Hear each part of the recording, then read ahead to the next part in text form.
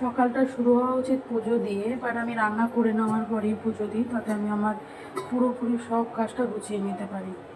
তো এই দিক থেকে আমি প্রথমে পুজো দেওয়া, তারপর রান্না করা থেকে আমি প্রথমে রান্না করে তারপর স্নান করে নিয়ে পুজো দেওয়াটা বেটার মনে করি।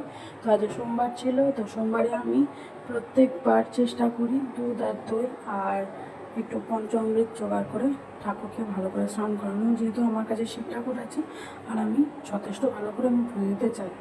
বাট আমার কাছে ছিল না ফুল আর বেলপাতা বা মালা, তো সেই জন্য আমি নর্মালি স্নান করিয়ে আর পরিষ্কার করিয়ে আমি রেখে দিয়েছি আর প্রসাদ দিয়েছি সন্দেশ।